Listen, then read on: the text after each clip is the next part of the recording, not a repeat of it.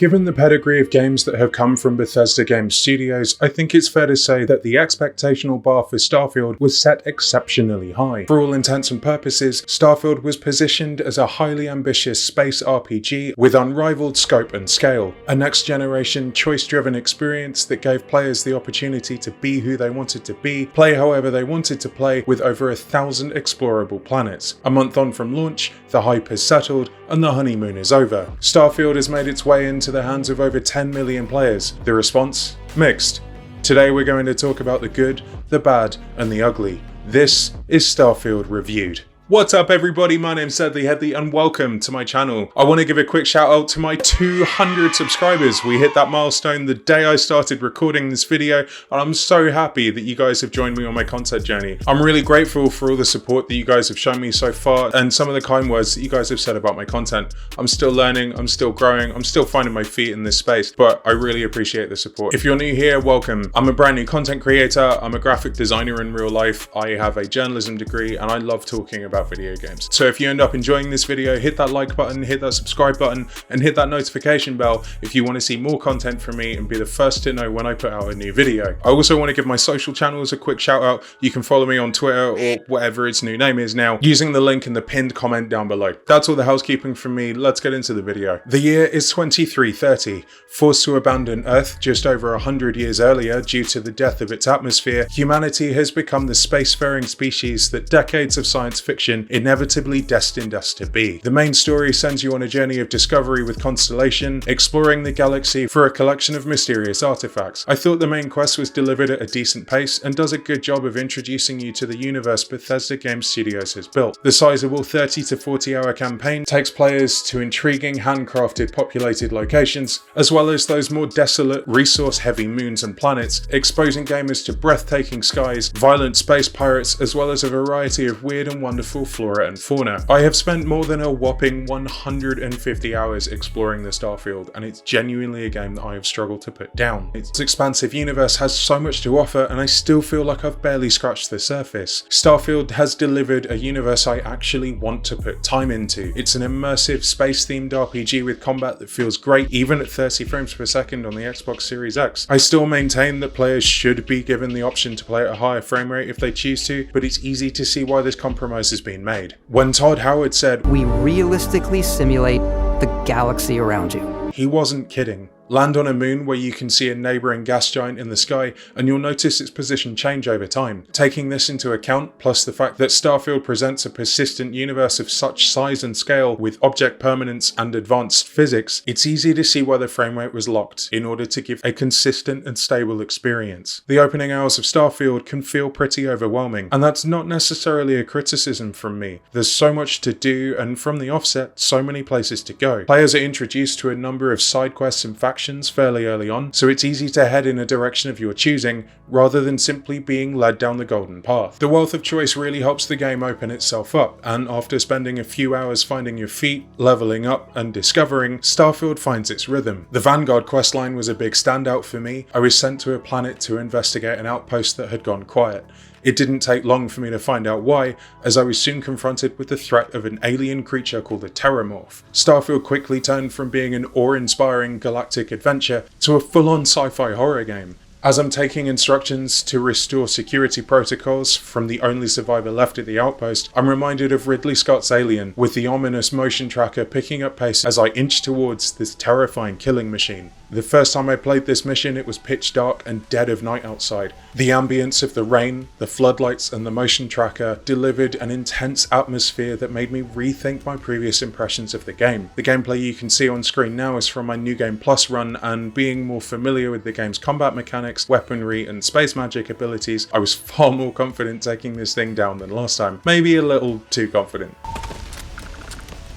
There's a lot for me that makes Starfield great, but it's important to provide some balance here, so let's talk about where I think Starfield misses the mark. Starfield presents itself as a game with tremendous scope and scale, and while this is technically accurate, some clear compromises have had to be made in order for this game to work.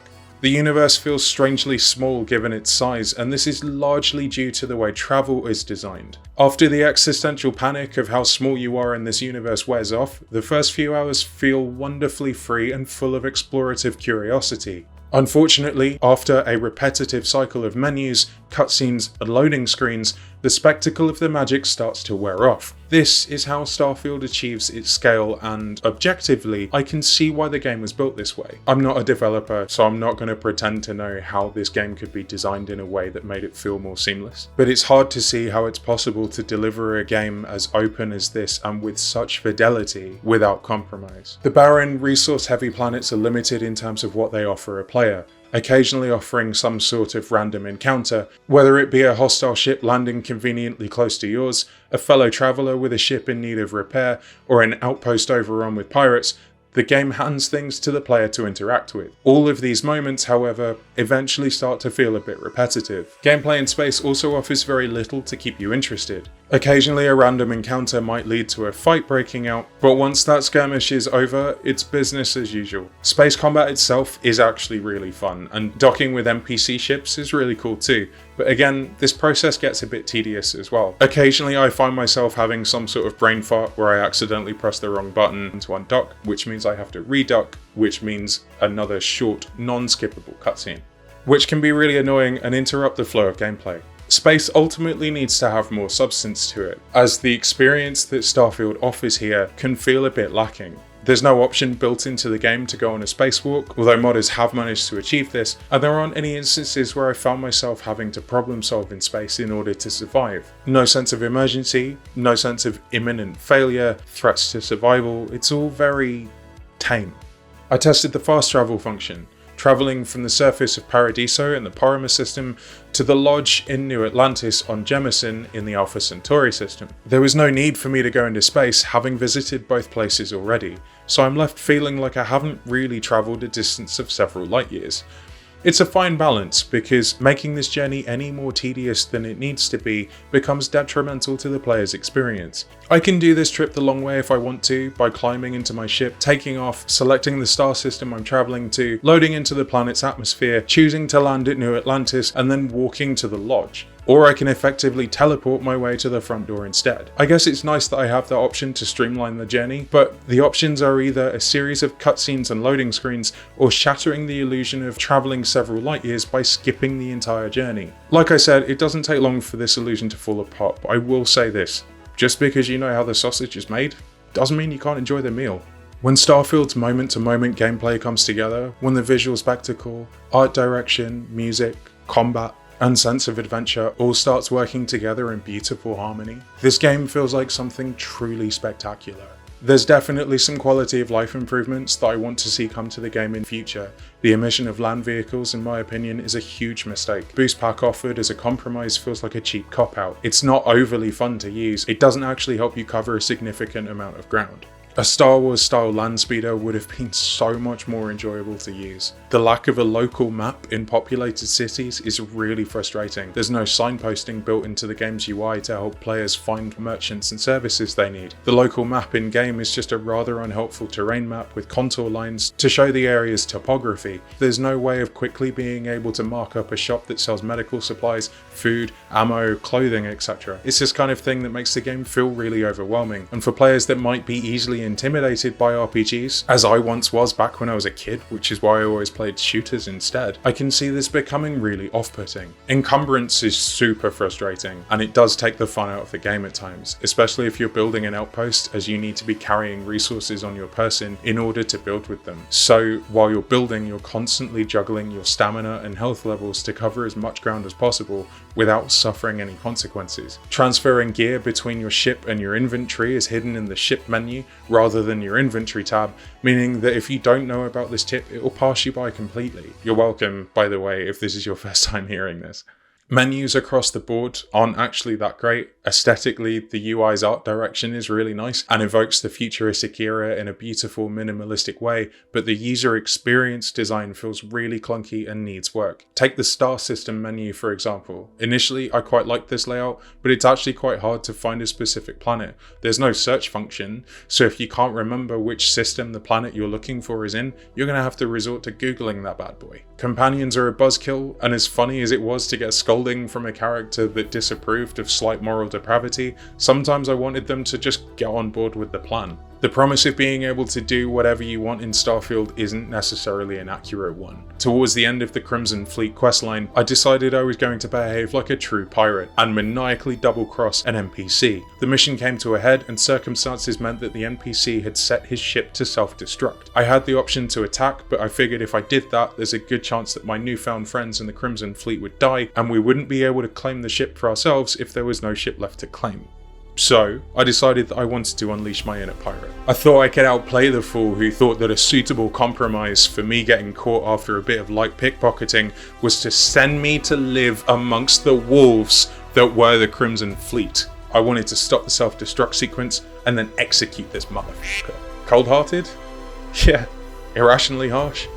Most definitely. But you know what? It's my game and I'll play how I want to. I was going to paint the inside of this dude's ship with his own face. I was going to watch his deputy fall apart emotionally and see my new pirate crew looking at me with equal parts admiration and fear. I'd already planned my next move. I was going to go and expose a traitor within the Crimson Fleet and, using the chaos that I was hoping would ensue, kill the leader of the fleet and claim the faction for myself. Or kill every pirate on board that tried to stop me, to see if I could. This was how I planned on starting my New Game Plus. It was supposed to be my villain arc, my grand return to the stage. An incredibly overdramatic reaction to events that happened as part of the main questline during my previous run. Astronaut Deadly was struggling with some inner turmoil, and he wanted to remedy said turmoil by making as much money as possible as a violent space pirate, in the pursuit of building a dope-ass ship that could service my every possible need as I roamed the galaxy as a lone bounty hunter, forever scarred by the shadows of a life lived before.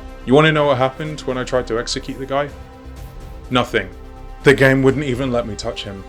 The bullets wouldn't even make contact. In that very moment, the idea of being who you wanted to be fell apart like a cheap suit. There was another smaller side quest where I had to obtain a secret tea recipe, and for added context here, I chose chef as my character's background, which if you knew me in real life, really wouldn't be much of a surprise. I've invested points into skills and time gathering resources to research better quality food and drink items. You'd think then, given that role-playing is so important to the overall experience of Starfield, that I might be able to make this tea for myself.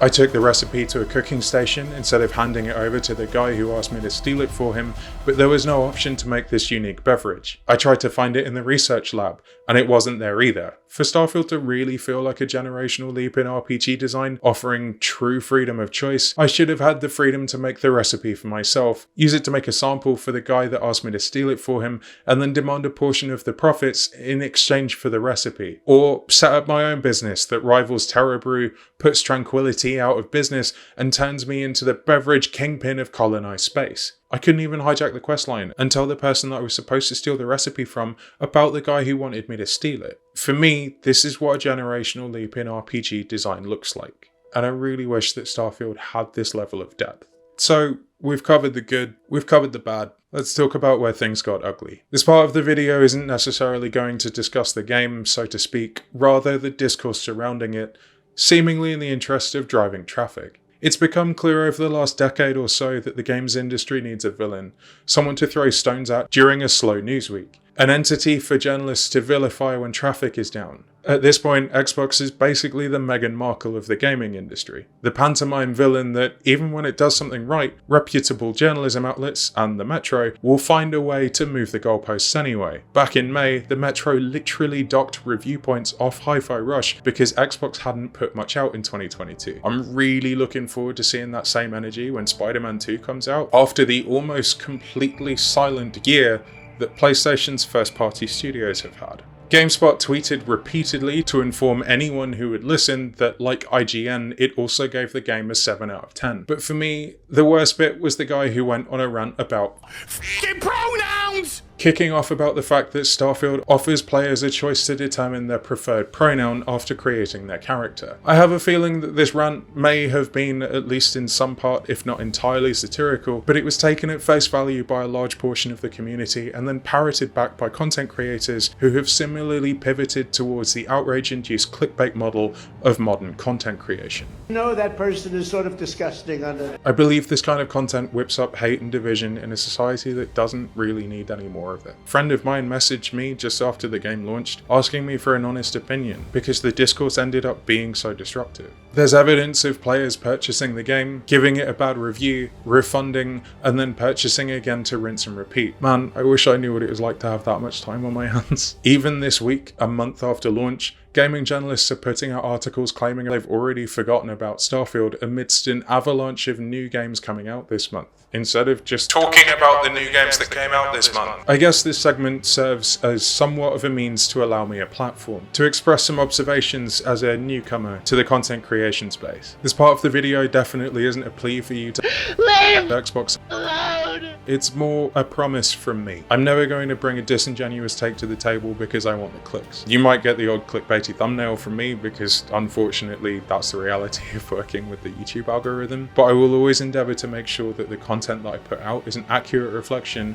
of what it says on the tin. You see, that's integrity. So, there's a lot that Starfield gets right. In the video I put out just before Starfield launched, I expressed feelings of envy towards Skyrim players. For the last decade, they've had a Bethesda RPG that to this day still has a steady player base and an ever-growing wealth of mods that have had a transformative effect on the game over time. So for me, knowing that there's still so much more to do, to find, build, explore, and experience is really exciting because I've genuinely loved my time here. The game has this incredible atmosphere that resonates with me on a deep, almost emotional level. I love spacefaring adventures. There's something about space exploration that just tickles the happy button in my brain. My first few days in the Starfield felt like someone had locked my dopamine tap to max flow and just left it running. The art style, the sound design, the music did everything I needed it to. The weapon design, voice acting, writing, environmental storytelling, the world building, even the attention to detail in objects and graphic design found throughout the world. I feel like Bethesda Game Studios has really outdone itself here. Starfield is the type of game that needs time. The more time you put into Starfield, the more you get out of it. Leveling your character, gathering resources, researching higher level mods to enhance your weapons and armor all takes time. But if you enjoy putting the time in, you enjoy being immersed in this science fiction epic, it's likely that you're going to enjoy the ride. I can't overlook the points where Starfield falls short,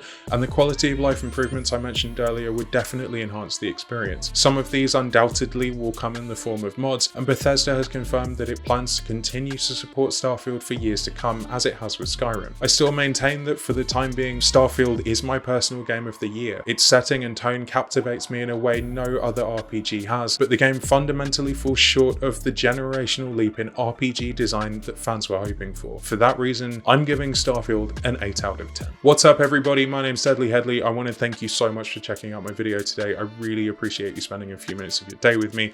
This one was a little bit longer than usual just because there's so much to cover. I also want to apologize for not putting out a video in the last few weeks. I've had a lot going on. I've had some IRL work stuff, some IRL life stuff. A lot of you probably don't know this, but I live with a chronic pain condition, which hasn't really been that fun to live with either. So I really appreciate you coming back, checking out another one of my videos. I'm really grateful for your time. If you've enjoyed your time today, hit the like button, hit the subscribe button, both of which do so much to help the channel grow. And again, if you want to follow me on social media, links are in the pinned comment down below. That's all from me today, guys. I'll catch you soon. Peace.